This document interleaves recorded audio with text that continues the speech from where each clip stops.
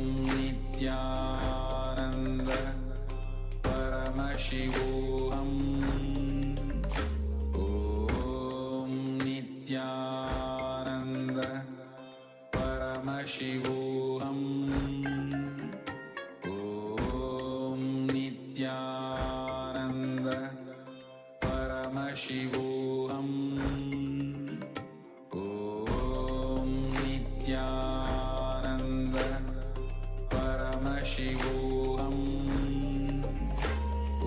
Om Nithyananda Paramashivoham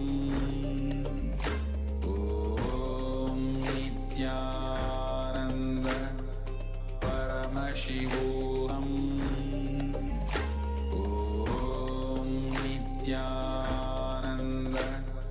Paramashivoham Om Nithyananda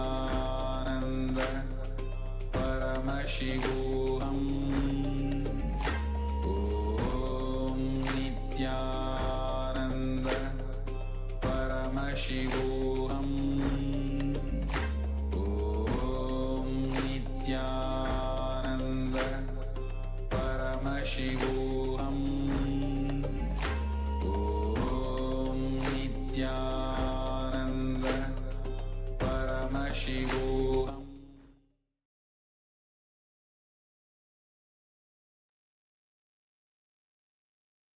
Yes. Hopefully, you've all finished the completion process associated with all the spontaneous lies that you have given to yourself and cherished them. It is now time to move to the social media platforms and share your experience of this power manifestation session with your friends and other people, and invite them also to experience this superconscious breakthrough in their own lives and create the reality that they want by registering for the upcoming season of Paramashivoham, which is a free, intense 21-day program at 3 various levels for everyone out there who wishes to have a breakthrough in their life and create the reality that they want.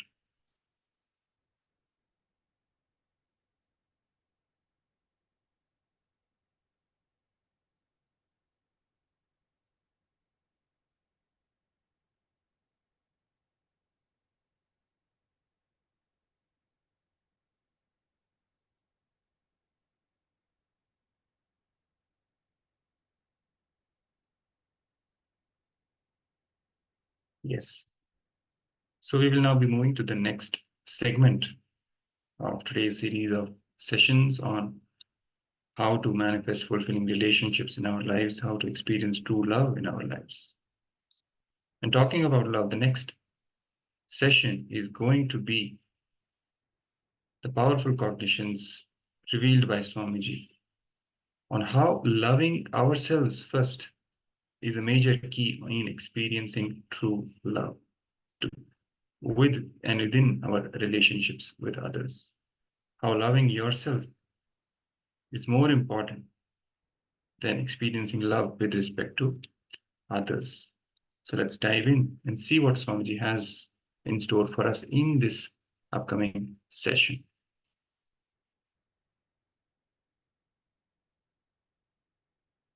So Swamiji says, be a lover every moment. Encounter any situation in love with deep love. Soon you will become pure love.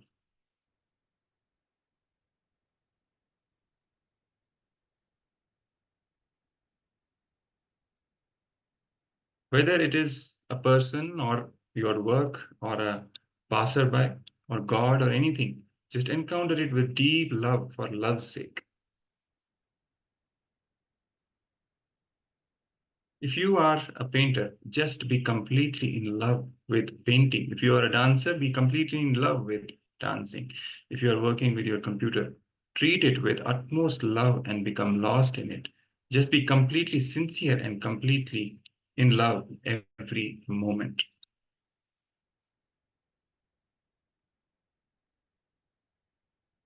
If you are painting and at the same time thinking about which gallery to put up the painting in or how much to sell it for, then be very clear, you are not lost in love.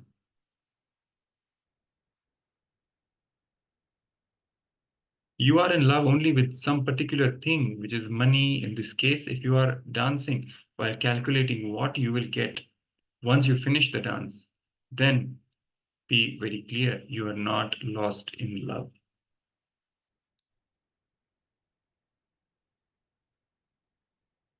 If you become lost in every moment, you become love. Then when you work with the utmost focus because you are in deep love with it. This way, your very life becomes a deep meditative love.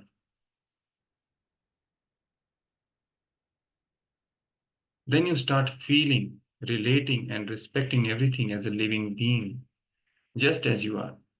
You even start feeling the other person's thoughts. You start responding and relating to the other person without him or her opening up to you.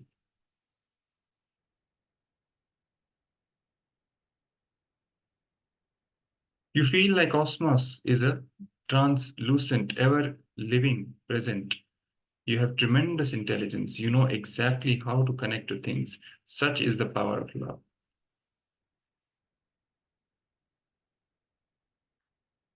Real love keeps you in the moment. It gives you tremendous awareness. That is why it is so powerful. Nothing is as intense as being in the moment. Love is experiencing life moment to moment in its totality. Then you become a wonderful creator because love energy is also creative energy. That is why poets express such creativity. They lose themselves in love and become blissful creators. Out of the freshness of the moment, the creativity happens. The Sufi mystic Jalaluddin Rumi says, wherever you are, whatever your condition is, always try to be a lover. The whole of existence is in a deep romance with itself. You are part of it. So it is your nature to be a lover every moment. Only by being that can you experience the real fulfillment of your original nature.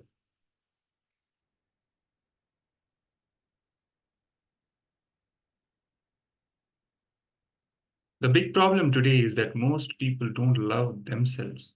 Society never teaches that it is possible to love ourselves. So Swamiji says, love yourself first. Because the society has never really taught us that it is possible to love ourselves. And that is a big problem, that most people don't really love themselves. Understand that unless you love yourself, you cannot possibly love another person. Only when you love yourself to yourself, only when you lose yourself to yourself, can you lose yourself to others. When you are taught that you can only love even ourselves if we have a reason, if we perform well, we love ourselves. If we fail, we hate ourselves. We apply the same logic to others. We love them only because of something, never without a cause or a reason. When you don't love yourself, you become cynical and negative towards life. When you were alone in your mother's womb, you were completely loving and blissful. In your aloneness in the womb, you experienced your loving self. Blissful aloneness is your original nature. Once you came into the world, society conditioned you to believe that you needed people and television to be loving and happy.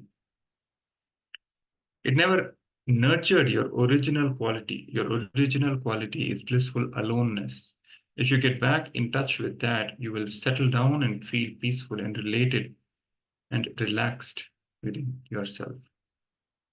For a few minutes every day, just sit by yourself and feel something and feel overflowing love towards yourself.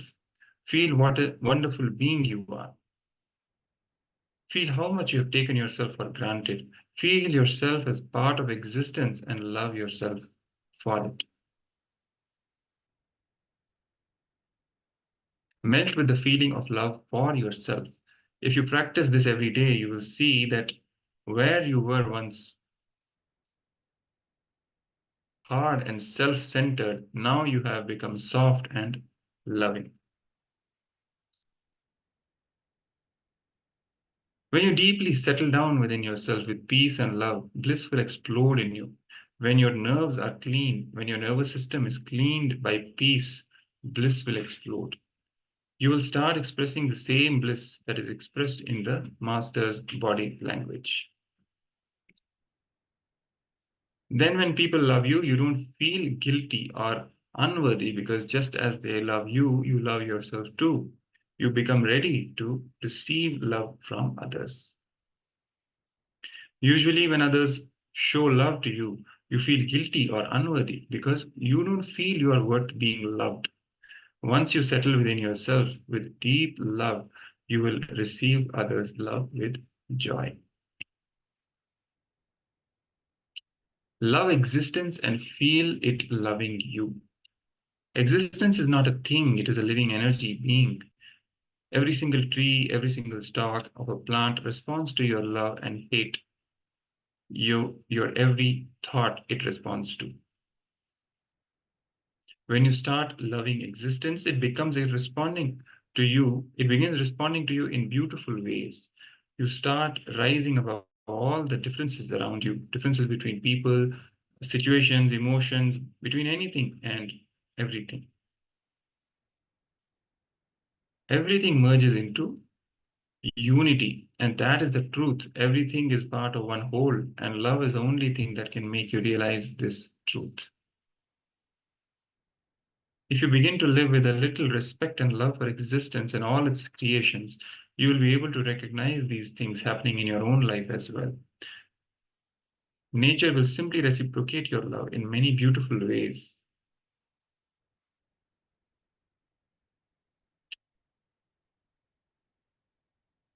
And love is different from respect. Very often, love is confused with respect. From a young age, children are brought up to always show respect, but never to show love.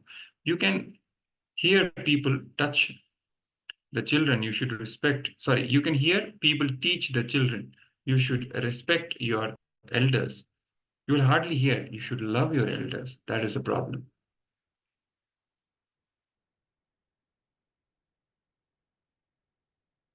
Respect sows the first guilt in you that you are something inferior. It makes you feel separate from the other person to whom you show respect. On the other hand, love sows the seeds of joy and unity in you.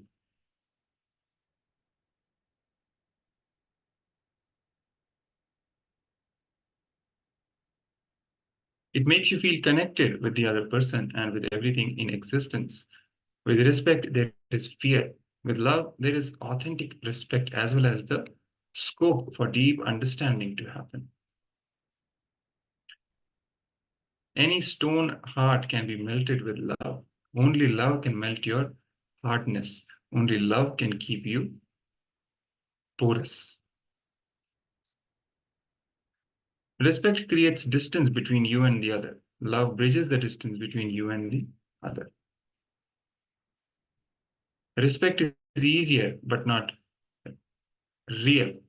Love might be difficult only because not many know how to go about it, but it is real. With love, respect is automatic and authentic. With pure respect, the appearance of love is forced and may never be authentic.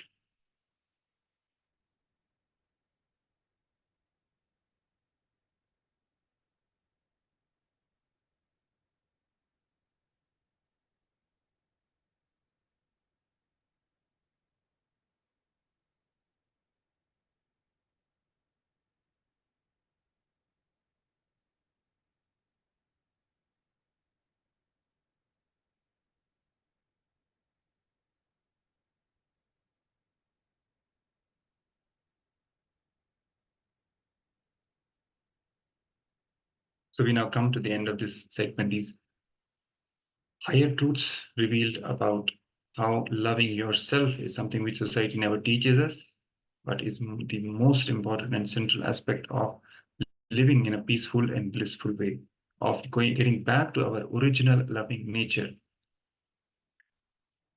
And that's what Swamiji has revealed to us in the previous session. So with this, we will now enter into the next power manifestation session, as we are also getting ready to receive the Supreme Pontiff of Hinduism, Bhagavan Sri Nithyananda Paramashivoham, in the live darshan.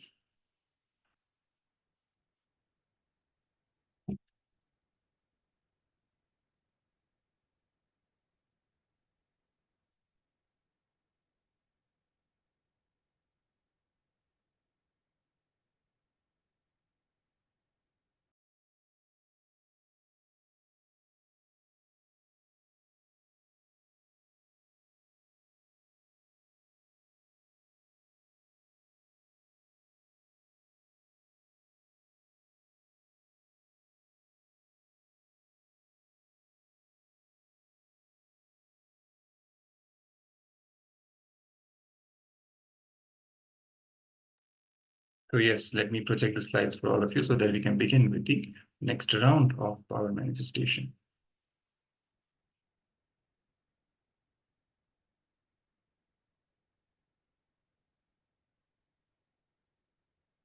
So in this session, we are going to do the round 7 of this power manifestation of completing with our Vak.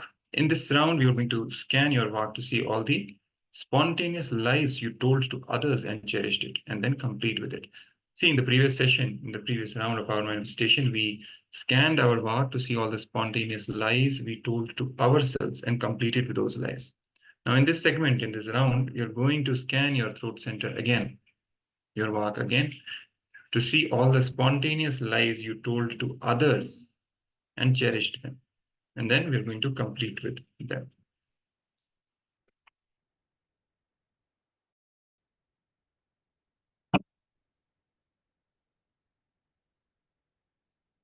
So again, the Shastra Pramana is the same for this power. Anenaiva vidhanena yogindro vani mandale bhavet swachandachari cha sarva patparivarjitaha, which translates to, by acting upon these ordainments by me, the great yogi, Yogindra, becomes in the world perfectly independent, swachandachari, and is freed from all obstacles. He can travel anywhere, sarvapat.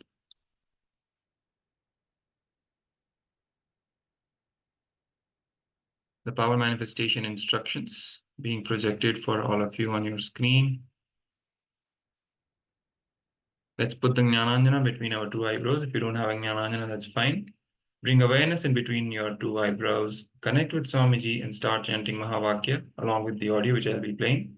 Then you begin the power manifestation. Scan your throat center to see all the spontaneous lies you told to others and cherished them, and pen them down.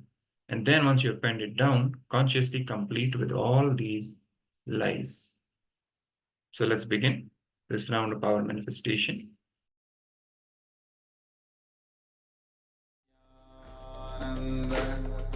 Paramashivoham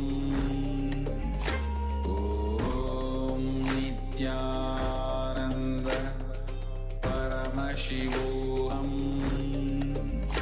Om Nithyananda Paramashivoham Om Nithyananda Paramashivoham Nithyananda Paramashivoham Om Nithyananda Paramashivoham Om Nithyananda Paramashivoham Om Nithyananda Paramashivoham Om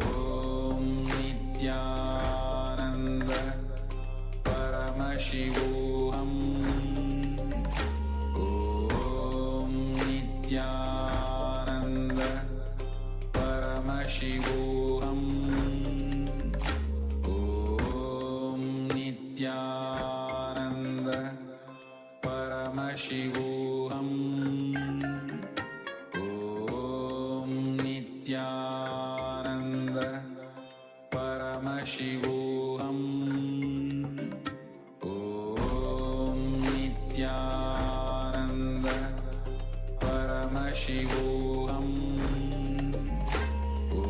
Om Nithyananda. Paramashivoham. Om Nithyananda. Paramashivoham. Om Nithyananda.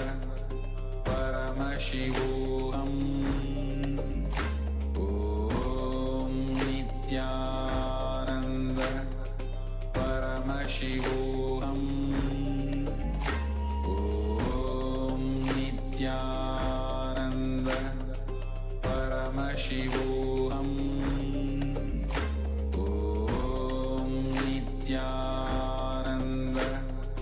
Paramashivoham. Om Nithyananda. Paramashivoham. Om Nithyananda. Paramashivoham. Om Nithyananda. Paramashivoham. Om Nithyananda. Paramashivoham. Om Nithyananda. Paramashivoham. Om Nithyananda. Paramashivoham. Om Nithyananda. Paramashivoham. Om Nithyananda. Paramashivoham. Om Nithyananda. Paramashivoham. Om Nithyananda. Paramashivoham. Om Nithyananda. Paramashivoham.